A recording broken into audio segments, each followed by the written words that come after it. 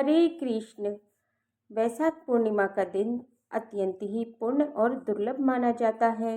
इस दिन 3 अवतारों ने एक साथ जन्म लिया था। त्रयोदशी को भगवान नरसिंह अवतरित हुए, चतुर्दशी को भगवान कूर्म और पूर्णिमा को स्वयं बुद्ध भगवान। इसीलिए इन पावन तिथियों में वैशाख पूर्णिमा तक आपके जीवन की दिशा बदल सकते हैं। स्कंद पुराण में वर्णित है कि वैशाख शुक्ल एकादशी से लेकर पूर्णिमा तिथि तक हर दिन देवताओं द्वारा वरदान स्वरूप प्रदान किया गया है। यही वो पावन काल है जब समुद्र मंथन में अमृत निकला और भगवान विष्णु ने उसकी रक्षा की। मोहिनी अवतार धरकर देवताओं को अमृत पिलाया, असुरों का अंत किया और अंत तक पुनः देवताओं को उनका खोया हुआ साम्राज्य लौटाया। यही कारण है कि त्रयोदशी, चतुर्दशी और पूर्णिमा, इन तीनों तिथियों को पुष्करणी तिथि कहा जाता है, जो हर पाप को हरने और हर पुण्य का अक्षय बनाने की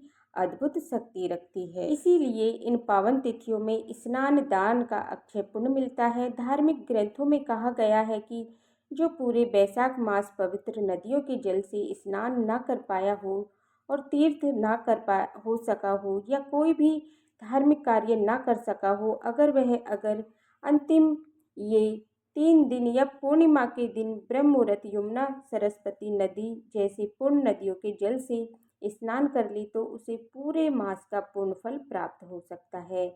भगवद गीता पाठ से अश्वमेघ यज्ञ का फल भी, श्री विष्णु सहस्त्र नाम से अनंत पुण्य और भागवत श्रवण से जाने अनजाने में हुए समस्त पाप नष्ट हो जाते हैं। जो वैशाख मास की पूर्णिमा तिथि को भगवान विष्णु का दूध और गंगा जल से अभिषेक करते हैं और उसे सीधे वैकुंठ धाम का सौभाग्य भी मिलता है। तो आइए इस दिन व्रत का संकल्प भी लें। बुद्ध पूर्णिमा की कथा और वैशाख पूर्णिमा का श्रवण या पाठ करें। माँ लक्ष्मी जी को प्रसन्न करने के लिए श्री लक्ष्मी चालीसा का पाठ करें। इसके बाद भगवान विष्णु और माँ लक्ष्मी जी की आरती उतारें। तो सोमवार का दिन है, तो आप आज के दिन भगवान शिव सहित समस्त शिव परिवार का भी पूजन करें। दिन भर उपवास रखें। यदि आप सत्यनारायण भगवान की कथा का पाठ करना चाहते हैं तो अभिजीत मुहूर्त में आप कथा का पाठ कर सकते हैं। शाम के समय चंद्र देवता को अर्घ्य दिया जाता है। इसके साथ पूर्णिमा का व्रत पूर्ण हो जाता है। पूर्णिमा के दिन मिट्टी का पानी से भरा हुआ घड़ा या शक्कर से भरा हुआ घड़ा हमें दान अवश्य करना चाहिए। तो आइए अब सुनते हैं वैशाख पूर्णिमा के दिन सुने जाने वाली कथा। सभी भक्तों को सारी मनोकामनाएं पूरी हों और उनका जीवन धन्य धान्य सुख समृद्धि से भरे। तो अब शुरू करते हैं वैशाख पूर्णिमा 2025 की कथा। तो प्रेम से बोलिए ओम गणेशाय नमः। द्वापर युग में एक बार माता यशोदा के अपने पुत्र भगवान श्री कृष्ण से कहा, हे कृष्ण, तुम संसार के रचयिता और पालन करता हो। आज मुझे कोई ऐसा उपाय बताओ जिसे करने से स्त्रियों को सौभाग्य की प्राप्ति हो, साथ ही उनकी सभी मनोकामनाएं पूर्ण हो। तब भगवान श्री कृष्ण ने कहा, हे माता यशोदा, मैं आपको एक अचूक उपाय विस्तार से बताता हूँ। स्त्रियों को सौभाग्य की प्राप्ति के लिए 32 पूर्णमासियों का व्रत करना चाहिए। इस धरती पर एक राजा ने, जिनका नाम चंद्रहास था, वे अनेक प्रकार के रत्नों से परिपूर्ण कांतिका नामक नगरी पर राज्य करते थे। उसी नगरी में एक धनेश्वर नाम का ब्राह्मण था, जिसकी स्त्री अति सुशील और रूपवती थी। उस ब्राह्मण के घर में धन धान आदि की कोई कमी नहीं थी, लेकिन उसकी कोई संतान न होने के कारण वजह से सदा दुखी रहता था।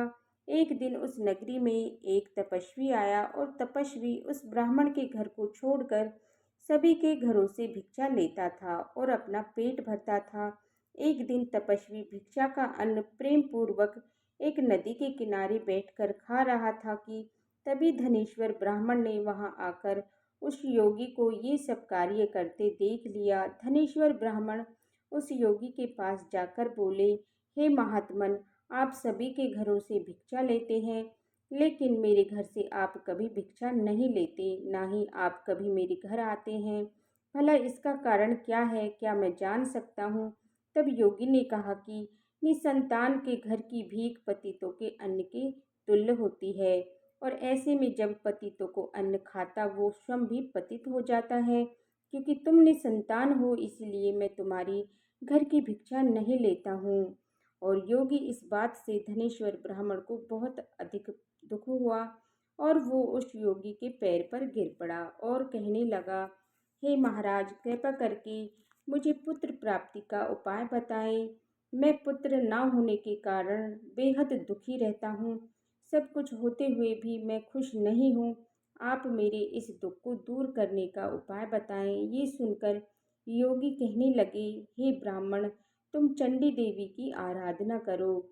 योगी के कहे अनुसार धनेश्वर ब्राह्मण ने मंदिर में जाकर चंडी देवी की आराधना की और उपासना की। चंडी देवी ने 16वें दिन उसे सपने में आकर दर्शन दिए और कहा, हे धनेश्वर, जा, तेरे पुत्र होगा, लेकिन वो 16 वर्ष की आयु तक ही जीवित रहेगा। लेकिन यदि तुम दोनों स्त्री पुरुष 32 पूर्णमासियों का व्रत करोगे तो वह दीर्घायु को अवश्य ही प्राप्त करेगा। प्रातःकाल तुम्हें स्थान के समीप ही एक आम का वृक्ष दिखेगा। उस पर चढ़कर एक फल तोड़कर शीघ्र ही अपने घर आ जाना और वह फल अपनी स्त्री को खिला देना। ऋतु स्नान के बाद वह स्वच्छ होकर भगवान शिव शंकर का ध्यान करके उस फल को खा लेगी। तब शंकर भगवान की कृपा से उसको पुत्र हो जाएगा। तब धनेश्वर ब्राह्मण ने ठीक वैसा ही किया जैसा चंडी देवी ने बताया, और उसकी स्त्री गर्भवती हो गई।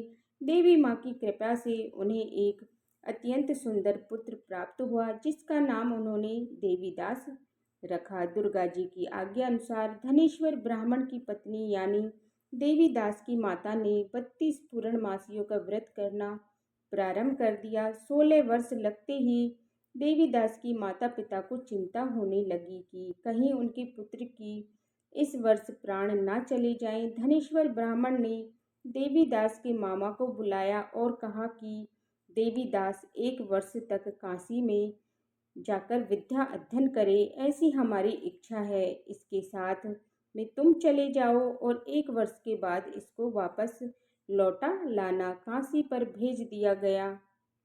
धनेश्वर ब्राह्मण ने अपने पुत्र की दीर्घायु के लिए भगवती दुर्गा की आराधना और पूर्णमासियों का व्रत करना शुरू कर दिया। इस प्रकार 32 पूर्णमासियों का व्रत उसने पूरा किया। कुछ समय बाद मामा और भांजे देवीदास किसी नगर में रात बिताने के लिए ठहरे हुए थे कि उस दिन उस गांव में एक ब्राह्मण की कन्या का विवाह होने वाला था। जिस धर्मशाला में वर और उसकी बारात ठहरी हुई थी, वहीं देवीदास और उसके मामा भी ठहरे हुए थे। संयोग से कन्या को तेल आदि चढ़ाकर मंडप आदि का कृत्य किया गया।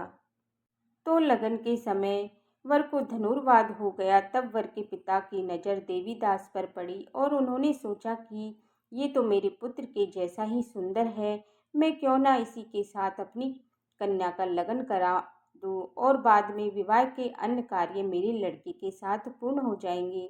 ऐसा सोचकर वर के पिता देवीदास के मामा के पास जाकर बोला कि तुम थोड़ी देर के लिए अपने भांजे को मुझे दे दो। और उसने अपनी योजना तब उन्हें बताई। तब उसका मामा कहने लगा, जो कुछ भी मधुर परख के बाद जो कन्यादान के समय आदि मिले वो सब हमें दे दिया जाए, तो ही मेरा भांजा इस बारात का दूल्हा बनेगा। ये बात वर के पिता ने स्वीकार कर ली और इस तरह से देवीदास का विवाह उस कन्या के साथ हो गया। पर पत्नी के साथ वो भोजन ना कर सका और अपने मन में सोचने लगा कि ना जाने ये कैसी स्त्री होगी, लड़के को ऐसा करना सही नहीं लगा और उसकी आंखों में आंसू आ गए। तब वधू ने पूछा कि आप इतने दुखी क्यों हैं?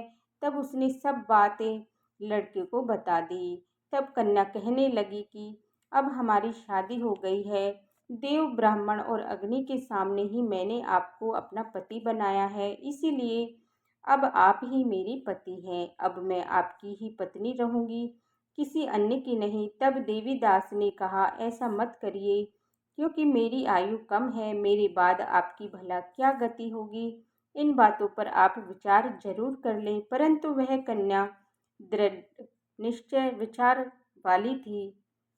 वो बोली, जो गति आपकी होगी वही गति मेरी होगी। इसके बाद देवीदास और उसकी पत्नी दोनों ने भोजन किया और रात्रि में सोते रहे। प्रातःकाल देवीदास ने अपनी पत्नी को एक अंगूठी दी और एक रुमाल दिया और बोला, हे प्रिय, इसे लो और इसे संकेत समझकर सिरचित हो जाओ। यदि मैं जीवित रहा तो अवश्य वापस आऊंगा, वरना समझ लेना कि मेरा अंत हो गया है। प्रातःकाल जब शादी के बाद पूरा कार्य होने के बाद जब बाराती मंडप में आए तो कन्या ने अपने पिता से कहा कि ये मेरा पति नहीं है और पूरी बात अपने पिता को बतलाई और बारात वापस चली गई। इस प्रकार देवीदास काशी चला गया और कुछ समय बाद काल में से प्रेरित होकर एक सर्प रात्रि के समय देवीदास को डसने के लिए वहां पर आया, परंतु देवीदास के माता पिता ने पूर्णमासियों का व्रत किया था, तो इस व्रत के प्रभाव से सर्प देवीदास को काट ना सका, क्योंकि पहले ही उसकी माता ने 32 पूर्णमासियों का व्रत पूर्ण कर चुकी थी। इस प्रकार मध्याह्न के समय काल वहां आकर स्वयं देवीदास के शरीर से उसके प्राणों को खींचने का प्रयत्न करने लगा, जिससे देवीदास मूर्छित होकर पृथ्वी पर गिर पड़ा। उसी समय पार्वती जी के साथ श्री शंकर जी भी वहां पर पधार गए। देवीदास को मूर्छित दशा में देखकर पार्वती जी ने भगवान शिव शंकर से कहा कि ये वही बालक है जिसकी माता ने 32 पूर्णमासियों के व्रत किए थे। इसके प्रभाव से इसके जीवन का अंत दोष कट चुका है। माता भवानी के कहने पर भगवान शिव शंकर ने देवीदास को प्राणों का दान दे दिया। उधर देवीदास की स्त्री अपने नगर में अपने पति की प्रतीक्षा कर रही थी। जब 16 वर्ष व्यतीत हो गया तब देवीदास भी अपने मामा के साथ काशी से चल दिया और वो कुछ दिन बाद अपनी पत्नी के घर पहुंच गया। लड़की के पिता ने खूब सारा धन देकर अपनी पुत्री को देवीदास के साथ विदा कर दिया।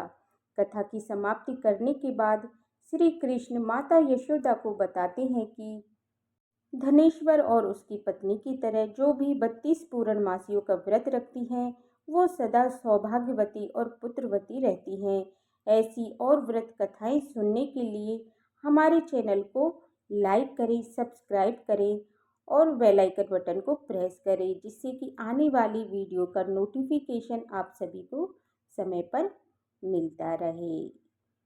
तो प्रेम से बोलिए विष्णु भगवान की जय, श्री कृष्ण भगवान की जय। ओम नमो भगवती वासुदेवाय नमः। हरे कृष्णा।